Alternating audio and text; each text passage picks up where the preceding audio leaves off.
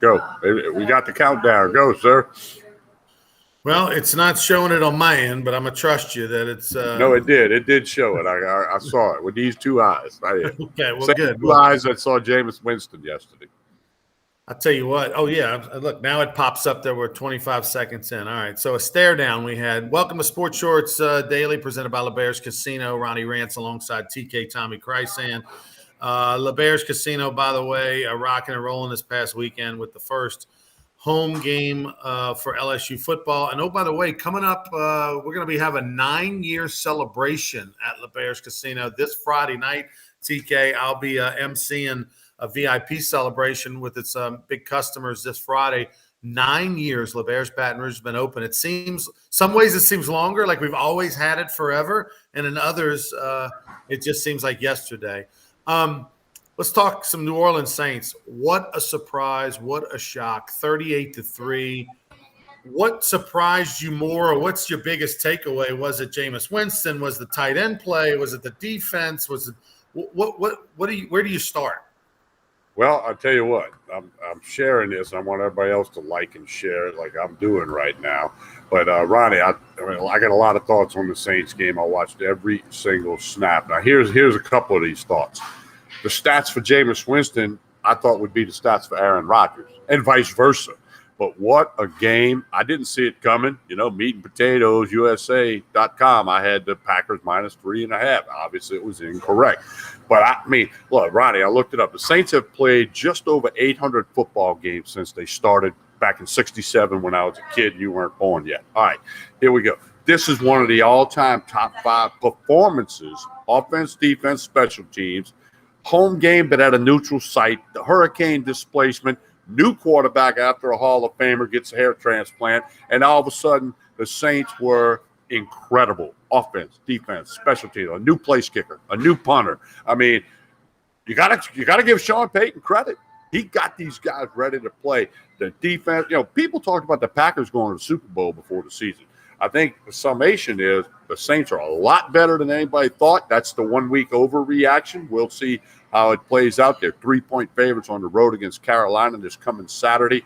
But, man, the Saints, the city of New Orleans, the state of Louisiana, the whole NFL took notice of 38-3.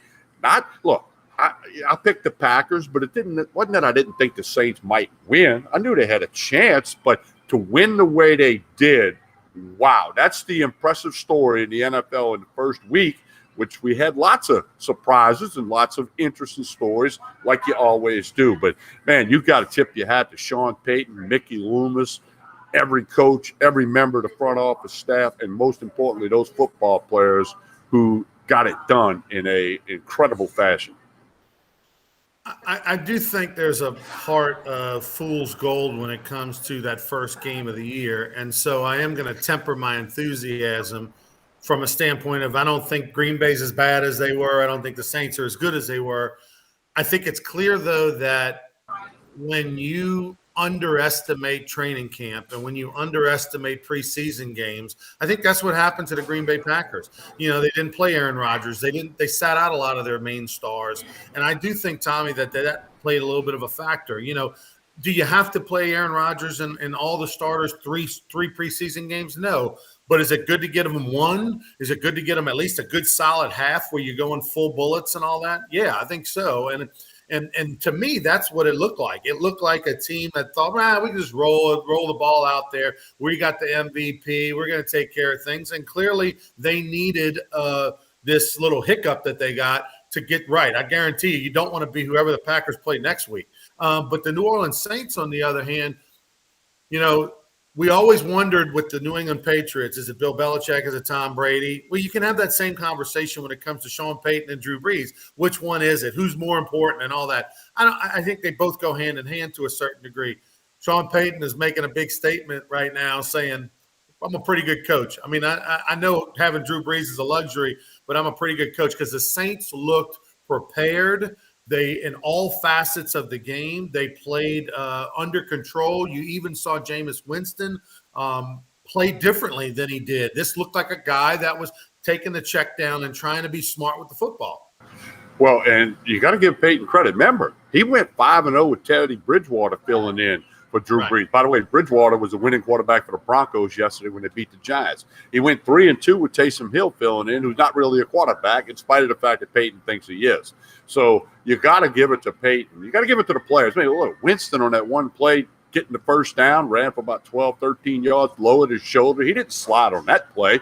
I mean, that had to tell the rest of this bench, hey, this guy's here trying to help us win a football game. I think it was just and look, the Saints only played 2 preseason games. The last one got canceled. This is a statement for the NFL. 1 preseason game is all you need. Let these teams play their starters a half a game and then roll into the season. But, I mean, again, I don't think I'm overreacting. I think the Saints really impressed because they did it for 60 minutes, Ronnie.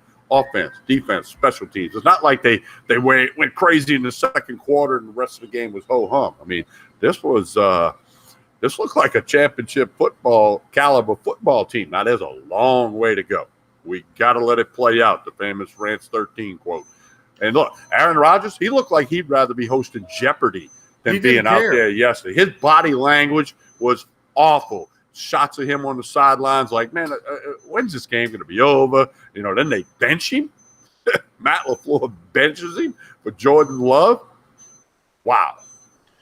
Well, he pulled out. He kind of pulled out everybody off all the main starters. He pulled them with 10 minutes to go. I mean that's incredible. With 10 minutes to go in the fourth quarter, Tommy, the main starters on offense were all sitting on the sidelines with their helmet off. They waved the white flag. That's how dominant the Saints were.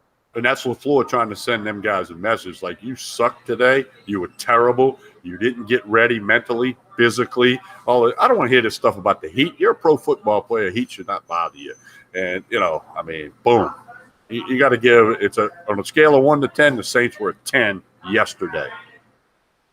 How about Juwan Johnson? I mean, where'd this guy come from? Unbelievable. Ronnie, I tell kids this all the time in youth sports and high school sports. You got to be ready when they call your name.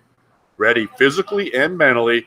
When you get that chance to do something, you got to be ready. You know what? Johnson was ready, caught a couple of touchdowns, and you can't take him out of the lineup now. That's the lesson that every kid should learn. Well, the tight end position for most teams, not all teams, right? I mean, there's still some teams that have that bruiser tight end, but for the most part, the tight end is a glorified big wide receiver nowadays. The way the RPO action is and everything. Juwan Johnson is a guy who moved from wide receiver to tight end, whereas a guy like Marcus Colston went from tight end to wide receiver when he got to the Saints in 2006. That catch, it was a terrible throw actually by Winston, the second touchdown, and he was all alone. And he almost overthrew him, and Johnson made this unbelievable catch, which probably if he's a real tight end, he doesn't make that catch. It took being more of a wide receiver type. Guy had 2 touchdowns, and when the Saints really didn't have another option at tight end. And when they get healthy and get some people back, man, that's going to be an unbelievable weapon. But, yeah, that's the thing that's impressive. You look over at the Green Bay Packers, they got all these weapons. They got all this money. They got all these all-stars and Pro Bowlers. And then you look at the Saints and they're like, wait, hang on, who we got? And somehow Winston throws 5 touchdowns the first time since 2015. Didn't throw for a lot of yards, but was very smart. Loved the way Jameis Winston moved in the pocket. Like, that was super impressive, how he moved with the pocket, always having his head downfield. And because he ran early, Tommy, anytime he stepped up in the pocket, that defense kind of collapsed towards him, thinking, okay, here he goes, and then he threw over the top of him. I mean, it was – and the defense, my God, against Aaron Rodgers, I mean, I was glad I was wrong on the bet. I was glad Meat and Potatoes was wrong on the bet because, the defense is really – obviously we know Sean Payton's going to figure out a little bit of offense. But the defense, if they'd have played that well in the NFC Championship game, they might be Super Bowl champs. Well, here's another thing too, Ronnie. We didn't discuss this, but I watched every snap of the Cincinnati Bengals. Joe Burrow he started off a little tentative. He looked a little tentative, the body language, the eyeball test, but then he got it going, hits a 50-yard touchdown to Jamar Chase. Did you see the social media thing, Ronnie? They put the 50-yard touchdown against Clemson on the screen right next to the 50-yard touchdown against the Vikings yesterday. Burrow to Chase. Ronnie, it's scary. It is scary. It's the same exact route.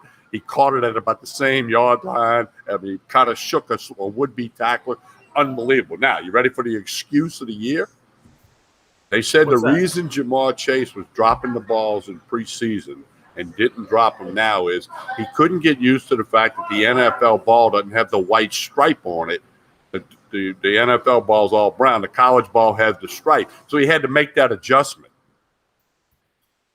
Well, how about the fact that I love the fact what LSU did when he caught that touchdown pass, they tweeted out, just in, Jamar Chase can catch. Yeah. Yeah. Well, no, there were a lot of comments on social media about that. But, hey, the Bengals got a nice – You can't say that. If you're Jamar Chase, you can't say that you're having trouble seeing the ball. I know. That's – I mean, come on, man. I mean, well, just learn to catch the ball. He's going to catch a lot of balls in his career. Nice win in overtime by the Bengals for Joe Burrow. And a lot of Louisiana flavor in that game. You had Danielle Hunter. You had Justin Jefferson. Stanley Morgan with the Bengals, with the St. Aug graduate. So it was cool. I enjoyed watching that game. I wouldn't have thought I'd enjoy the Bengals versus the Vikings, but I did. Well, I thought it was cool, man. I mean, you see all these LSU guys doing what they do. I thought Joe Burrow played a lot like Jameis Winston in the sense that he was smart with his decision making. I didn't like how the Bengals, Tommy, when they were up 3, they had the ball around midfield and they had that third and 4. With 2 minutes to go, if they get the first down, the game's over. Instead, they went conservative, handed the ball off to Mixon. He gets stopped after a yard gain. And, of course, the Vikings get the ball, go down the field, kick a field goal, and send it to overtime. I would have liked to have seen them have faith in Burrow on a 3rd and 4, let him throw the ball and tell him, hey, look, if it's not there, take the sack, keep the clock running, whatever. Instead, 3rd and 4, you're not going to get a first down running the football 3rd and 4, most likely in a situation like that. I'll say this, and we'll move on to LSU. I love the all-white unis by the Bengals, but they got to get rid of that helmet, okay? Do something different. That helmet just doesn't seem like an NFL helmet, but the uni all white. I remember when LSU wore all white against Auburn a few years ago. I thought it looked classy, sharp, all that good stuff. But I'll say this, do something with the helmet. They can't do it this year. The NFL won't allow them. But come on, Bengals, you got Burrow, you got Chase, you got a bunch of other guys. Clean it up a little bit. And who knows? They might only win 4 games this year. Time will tell. We, as Rantz 13 would say, we will let it play out. The LSU Tigers, all right, they didn't cover the first half line. They didn't cover the game line, which was 38.5. First half line was 24.5, I believe. They were up 34-0. They had plenty of time to get the ball back. I thought there was a chance they might cover right there. They ended up giving up a score late, and, that was it. What's your biggest takeaway from LSU football from the first week to the second? Defense improved, but that was McNeese on the other side of the ball, with all due respect. I mean, they lost to a Division II school 2 games ago. I just wasn't real impressed with LSU. It reminded me of the tail end of Les Miles' career. It was just tough to watch the game because you weren't expecting anything good. You were hoping it wasn't a fumble. You were hoping they didn't run a crossing route. It was kind of a negative feeling while watching the game. Now they had a lot of guys hurt. A lot of guys didn't play, like 20-something guys that would have been playing didn't. So it got some snaps for some other people. I guess that might be a good thing in the big picture. But, man, I thought Nussmeier's body language was good and his demeanor, but it was a small sample size, obviously. I wasn't real impressed with LSU. I didn't think they'd cover. We talked about that Saturday at LeBeur's Stadium Sports Bar when we did Sports Shorts Radio. I didn't think they'd cover, and they didn't. You get one right every now and then. Thanks for Kirk Paul jumping in, Tony Williams jumping in, Craig Schilling. Here's what Craig said. Do you think there's anything to this? Do you think there is any way Coach O dialed everything back due to the relationship of Frank Wilson being the coach at McNeese plus Cody? I know it's football, but Frank's contributions to LSU considered? ? Do you think LSU went soft at all against McNeese, Tommy? If they did, Coach O should be fired this morning. If you could prove that they did, you don't do that. Okay, Don Shula coached against his son in the NFL. There's been a handful of other examples. You got to go out there, LSU. If they dialed it back, that's a serious problem in my opinion. You have to go out. Remember what I said last week? They ought to go try to win 80-0. and you can't dial it back in college football, regardless of Frank Wilson, Cody Orgeron. There's other relationships on that field. So many of these high school guys played with or against each other in high school, and they went on recruiting trips together. You can't do that when it becomes kickoff. That's my opinion. Now, maybe there's somebody different, and I'm curious to hear your opinion, Ronnie. But I don't think they did that, and I would hope that they did not. I don't think he did. I just think this LSU team is just, particularly in offense right now, just not very good. Ronnie, after 2 weeks, 2 weeks ago, we thought LSU going to be pretty good. Saints going to be pretty bad. Well, as we sit here today, it's reversed. Now, It may reverse again in 2 weeks. I don't know. But right now, it's like the total other way. Not just you and I, but lots of people who would have agreed with us back a couple of weeks ago. But that's the beauty of football. You got to line up and play. You got to get it done. It's tough to win a football game. I don't care what level it is. It's hard to walk off the field with a win. And we're seeing that more. Especially, go ask Florida State. Go ask Texas. It's tough to win a game. Well, it doesn't matter what – it really doesn't matter what LSU did this week against McNeese or what it's going to do next week against Central Michigan, until they play Mississippi State on the road and dominate. That's the only way that people are going to feel like this team's gotten any better. But in a comparison to the New Orleans Saints, the thing that I was impressed with, besides the score, which was just unbelievable, nobody saw it coming. There's not a person out there that thought the Saints were going to win 38-3 over the Green Bay Packers. But I was just so impressed with every play, just the preparation and lining up correctly and doing their responsibilities correctly, and the defense just communicating and being so dominant. It was just a tight run ship. The offense was opportunistic. It wasn't a super offense. It was. Think about it. 9-2 is the record that Sean Payton has in the last couple of years without Drew Brees. 9-2, 5-0, 3-2, and now 1-0 with Jameis Winston. 9-2 without Drew Brees. And it was pretty cool on the NBC Sunday night show, Drew Brees doing the highlights at the start of it and, just being so pumped for the New Orleans Saints. He's got to just be super thrilled to see his team do this, even without him. I'm just, it just goes to show you, we've heard so much about how good of an organization the Saints are. When you hear from players that come from other franchises into the New Orleans Saints, they talk about the professionalism and just the organization as a whole and how you're held to a higher standard, but it's fair and there's good communication with the players. It just seems like that's very, very true. You look at the dysfunction of the Green Bay Packers. They have Aaron Rodgers, a Hall of Fame quarterback, in my opinion, maybe the best quarterback, not named Patrick Mahomes, in the entire league. But yet they look super dysfunctional. And they look like a franchise that is going to be in major trouble because I can't imagine Aaron Rodgers is going to be back next year. I don't think he'll be back. Hey, and for the record, Drew Brees texted Jameis Winston Sunday morning and said, "Hey, go have a great game. You're ready for this. Just be yourself." So he's going to have Saints in his blood forever. With the new hair transplant. But we just gotta keep going, man. It's going to be a fun football season, for professionally and collegiately, and of course, good to see the high school guys getting back on the field too. Tell us a little bit about some of the shockers in college football. What was the stat you were telling me about 13 of the top 25? The preseason top 25, 13 of those teams have lost a football game. And then you look over the weekend, welcome to the SEC, Texas. Arkansas was picked 6th in the SEC West. We know they're better, and Sam Pittman's done a great job. They just drummed Texas, beat them like a drum. Horns down. Can I do that, Ronnie?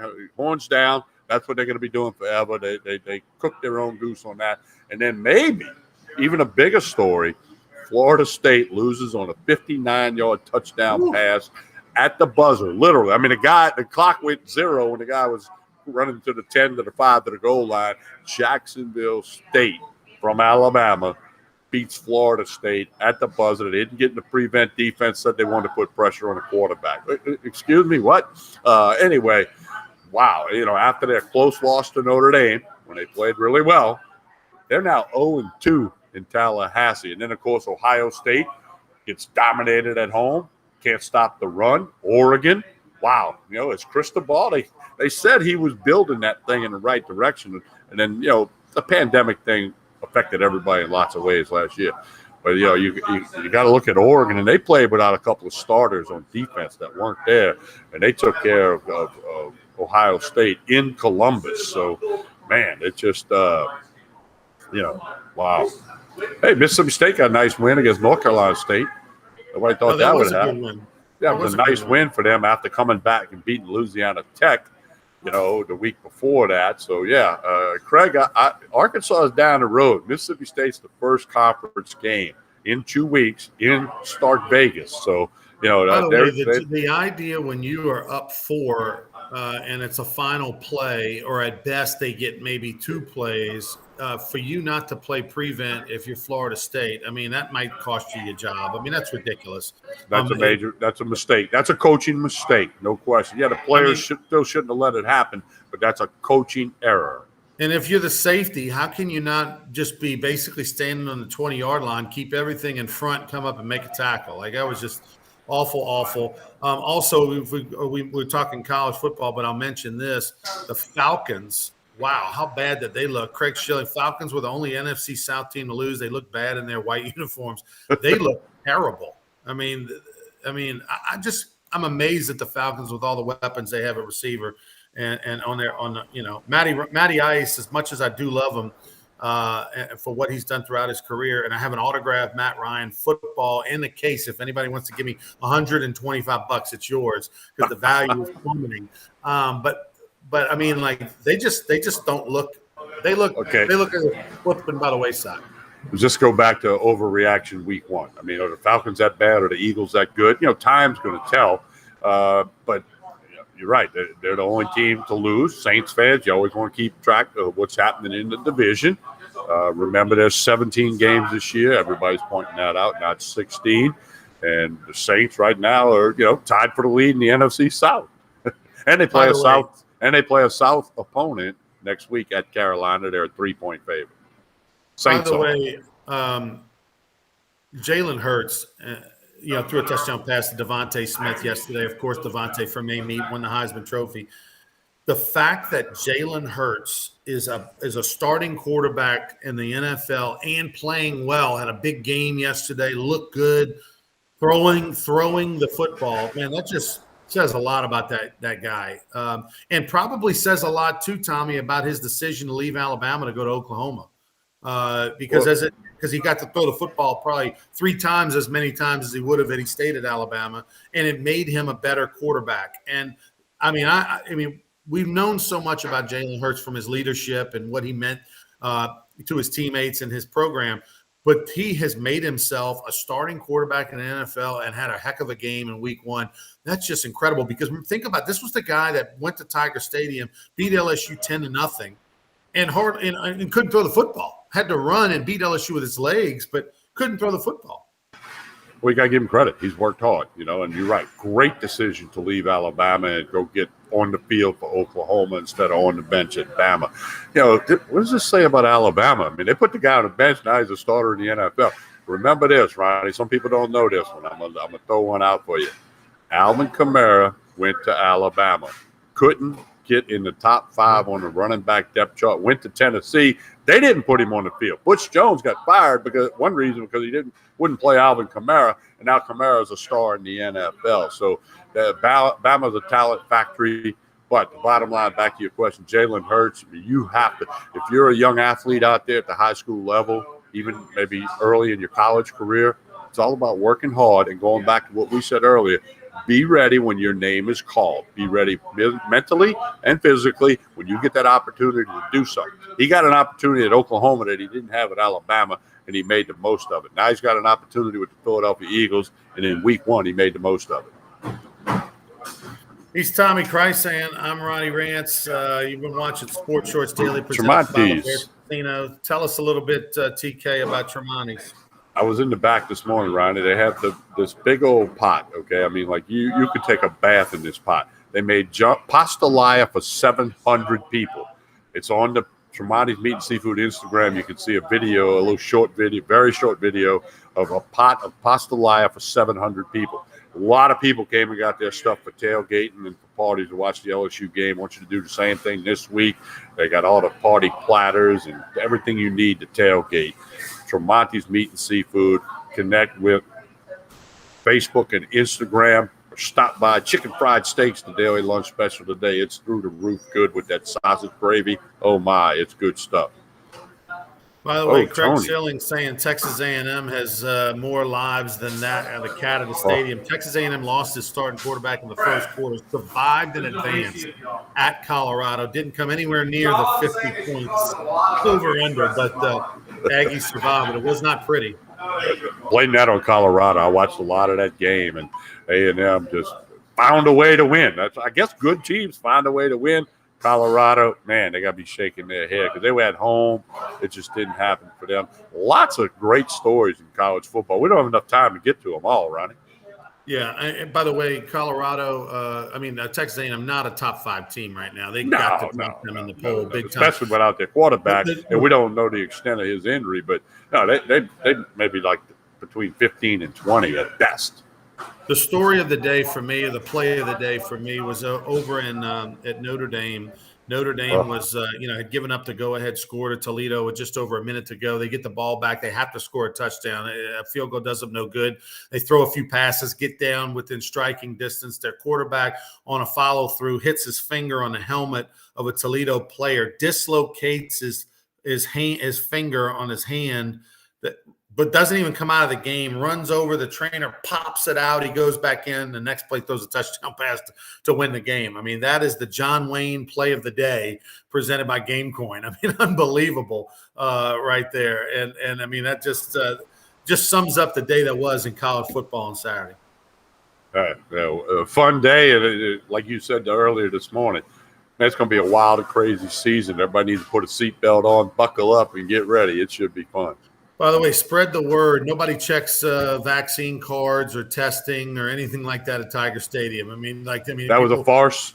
I mean, people are running around, freaking out. Do I have a test? Do I have a test? I mean, nobody was checking anything. So, okay. Well, they can stop all that foolishness. Come on. If you don't want to go to the game, don't go to the game. There could be a picture of your kids on it, and they're going to wave you through. Nobody's doing anything, which is fine with me. But I'm just telling you that's what's going on. Hey, Thursday we'll be back. I'll be at Court Street Cafe in Port Allen.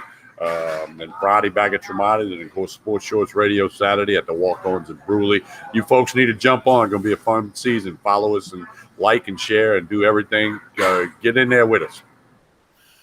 Please like and share. He's Tommy. I'm Ronnie. We'll be back with more Sports Shorts daily on Thursday morning. Until then.